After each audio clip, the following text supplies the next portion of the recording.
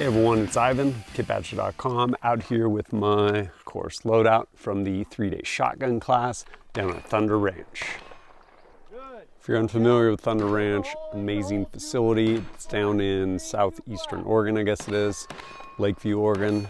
Not a lot going on there, but incredible facility. And yeah, 3 days of shotgun. Part of the thing with Thunder Ranch though is never really know what you're gonna get with respect to weather. So plan accordingly.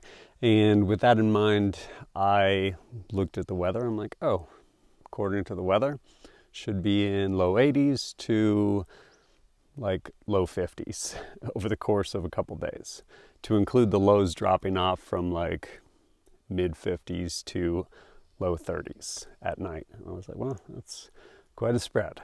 So with that in mind, I packed accordingly. I guess we'll go ground up. I did actually bring a pair of, I think they're Solomon, like waterproof GTX whatever shoes. Never wore them, but I did have them. Ended up wearing these the whole time. These are my Lems Primal 3. I've reviewed them before. They're awesome. Minimalist shoe. Not super aggressive tread. Doesn't matter. Not really. Like definitely doing some movement, especially on gravel. I don't think there was a pair of shoes that would have been like, oh man, these are my sweet gravel shoes. I mean, I wear these for everything, gym, all that stuff. Definitely almost slipped once. I think it was honestly just more me and fatiguing out than those shoes.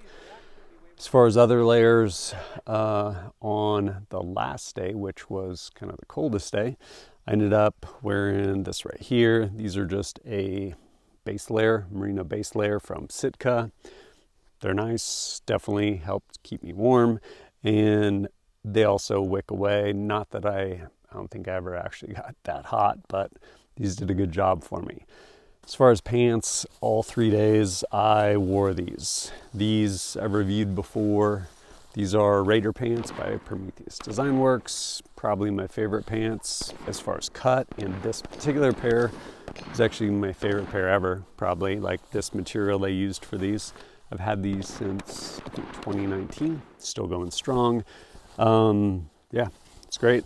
I definitely filled my back pockets with shot shells. Came in handy on one of the Punisher runs, but yeah, these did good across the board. And moving up from there, I guess, again, one nice sunny day that first day.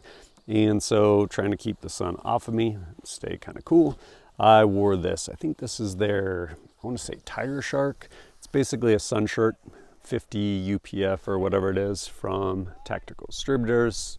Again, nice and cool, lightweight, and keep me from getting burned.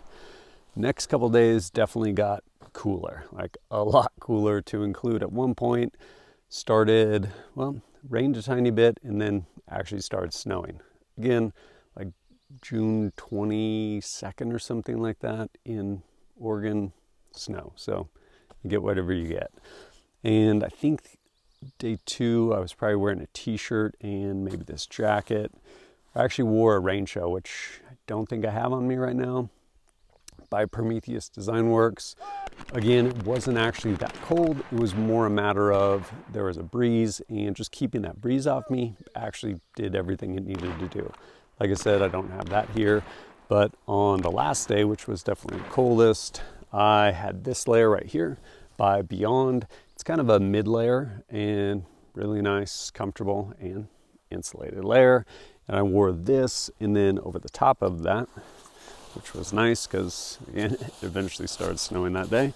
I had this guy right here, which is by Sitka. This is their Kelvin light down jacket. And again, nice and warm. Kept me toasty, especially for periods where weren't super active. Eventually, later in the day, the weather kind of turned, got a little bit nicer, I guess, and we were just being more active. So I actually peeled all these layers off, and yeah, just went in a t-shirt basically. As far as other gear I used, personal protective equipment and whatnot, these, reviewed them before, use them all the time. These are my Smith Director Elite. They are, yeah, Smith glasses with ballistic prescription lenses from Zeiss in here. Things are awesome. Continue to use them. They do a good job. As far as ear pro, I ended up wearing these right here. These are my Ops Core amps. They are the connectorized, so you can basically take the boom mic on and off. I'd taken it off, and you can take the down lead on and off if you're gonna run comms, things like that. They are nice because, again, amplified hearing protection, so you can hear all your range commands, things like that.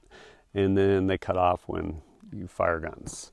For a lot of the class, I don't think I ended up wearing gloves, and definitely on the last day, I know I did wear them. In part, kind of keep the chill off, but then the other thing that is nice is to protect your hands. And so, I don't know, probably AKs more than shotguns, but to include shotguns, there's definitely a lot of manipulation depending on what shotgun you're using, and just kind of protecting your hands as far as also just the rest of the environment. So shooting across the Punisher, which is essentially a big kind of like prop line, things like that. And yeah, these did good. These are probably my favorite gloves. These are the Presscheck Assault gloves by SKD Tactical, and really good balance of dexterity as well as protection. They are ultimately a consumable, like you will wear them out, probably due for a new pair. I have a seam blown out over here. This kind of got cut up from, I don't know what, over there. And yeah, probably need to replace those. Other things I did use, which is handy, I reviewed this years ago now. This, I think it's just called, double check, there's even a tag still in it. Yeah, it's made by EMDOM, and it's their ammo sack. They make a number of them, and obviously I was not shooting 124 grain 9mm, but you can put whatever in here. So a bunch of shot shells, and I would jam up magazines, stack them all in there, take basically this whole thing up to the firing line. So when we got done with a drill, whatever it may be, I could just reach in there, refill kind of the rest of my stuff, and go from there. Which brings me to my web gear. So how would I carry my things?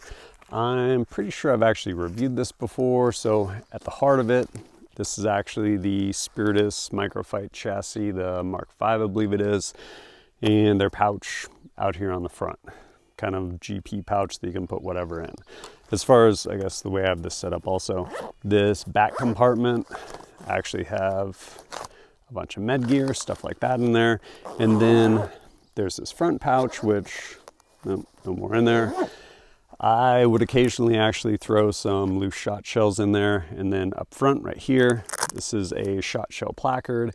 This one by, I believe it's by Esstac, and essentially a bunch of elastic loops. So you can reach down, pull whatever out.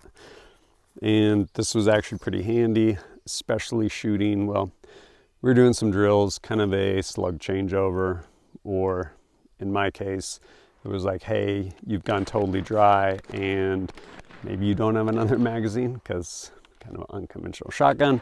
Basically pull one of these guys out, just breech load it, fire that round, continue if I needed to continue shooting. Or this absolutely came in handy when I was shooting one of my shotguns, get to it in a minute, basically a single shot break action. But as far as the rest of this setup goes, right here is this harness. It's great. This is by Lunar Concepts. Really nice and comfortable, keeps everything pretty much in place. And then inside here, you can put a number of different Velcro inserts. The one I have in here is actually for 7.62 magazines, because same dimensions right here. And then these expander wings on the side of this Mark V chassis are also by Lunar Concepts. So this is a double, that's a single, so that over here have a tourniquet pouch with a soft T wide, I guess it is. And then over here, this is actually a radio pouch, which doubles great for a magazine pouch. For the sake of this course, wasn't running comms. But yeah, this thing did a really good job for me in that course. Which brings me to guns, plural. Why not bring two? So I went to this class. One, it's always good to have a backup. And two, I was like, man, I never shoot this thing. And it's a lot more of kind of a shotgun than the other shotgun I brought. So let's bring this thing. This right here is by Henry. It is a single shot break action exposed hammer. And man, it is like one of the oldest gun designs, shotgun designs, and I made it work. It was definitely fun. I mean, when you look at kind of across the board with respect to shotguns, you have something like this, then you have tube fed shotguns, whether they're pump or semi-auto, and then you end up with something like that Gen 12 that I have. And this on the far end of the spectrum is absolutely driving a manual transmission. I mean, every time you want to load this thing, boom, old shell out, new shell in, close it, get the hammer, fire it, and get right back after it. I will say though, this actually made for a lot of fun shooting it.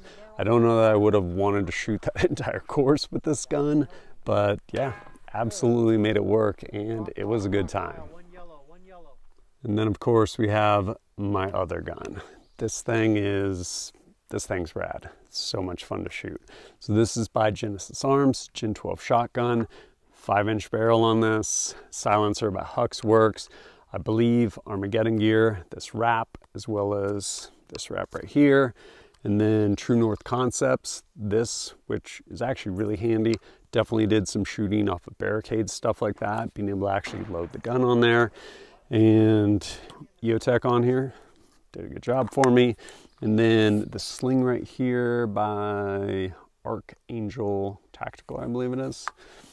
2-point sling with a captured tail, and kind of interesting, 1-inch padded right there. But yeah, shot this thing and had a ton of fun. I will say this gun basically turned a shotgun class into a 12 gauge carbine class, and really enjoyed it. It was a ton of fun, but not a lot of shotgunning, because here's the thing with a shotgun. It's basically always loaded, or sorry, it's always unloaded. And with that in mind, every time you fire it, like, start topping it off. So we would absolutely do a bunch of drills, which was, hey, fire 1, load 1, fire 2, load 2. Again, constantly trying to keep this gun up. And so those really just turned into me doing some tack reloads, getting reps doing that. Yeah, I mean, this is a carbine for all intents and purposes. And so with that, a couple different magazines. I have these right here, which are 5-round magazines. I also have 10-round magazines. And then I think I had 2 7-round magazines, which actually aren't for sale. Prototypes of sorts. They'll probably eventually kind of come up or come out with those. Did I have any problems? The problems I did have was either ammo or actually those 7-round magazines. Consistently, one of them, I think it was number 14 if memory serves, mark your magazines, it just wouldn't lock back. So fire that thing dry and it just wouldn't lock back on an empty magazine. And then one issue I did run into a couple times with, I think it happened mainly on like the 10-round magazines, and it's an ammo thing. Like, it's the Wild West with respect to shotgun ammo. It's not like precision loading. And so occasionally I would just get a shot shell that was kind of underpowered. And so what would happen is it would actually go to lock back, but it would lock back, if I can even get it to do it, it basically locked back just barely on the follower. So as soon as I dropped the magazine, because again, just not enough juice to cycle the thing all the way back. And so when I dropped the magazine, the bolt would go forward. Didn't really matter, just shove a new mag in, charge it, and get back after it. But this thing was rad. So much fun to shoot. Ended up shooting one zeroed with slugs, also patterned with buckshot. Thing actually did really good with flight control. And then, yeah, shooting slugs. Thing shot amazing. Basically shot this out to 200 yards with slugs. Again, 5-inch barrel on this. Shooting, I think, Federal Hydroshock slugs. But yeah, tons of fun shooting this gun.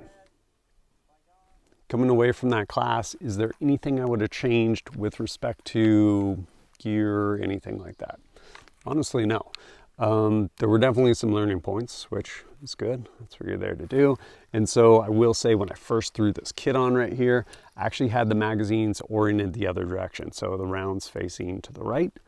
And is that right? Yeah, to the right. And very quickly I was like, oh, I need to change this because of how tall these 10 round magazines are. Occasionally I would go to shoulder the gun and the magazine would be in the way. So I was like, well, let's do that differently. And so basically reoriented the magazines, and that alleviated that. No other problems. And yeah, honestly, just a really good time out there. This gun is so much fun to shoot, and well, I definitely don't think I'd want to take a 3-day shotgun class with that Henry. Man, that was really fun. Basically working on, just keeping that gun going. Essentially African loading that thing from the fingers of your support hand and just getting after it. And yeah, across the board, all this stuff did a great job. But if you're interested in checking any of it out, there'll be links down below. And as always, thanks for joining us at kitbadger.com. Look forward to seeing you next time.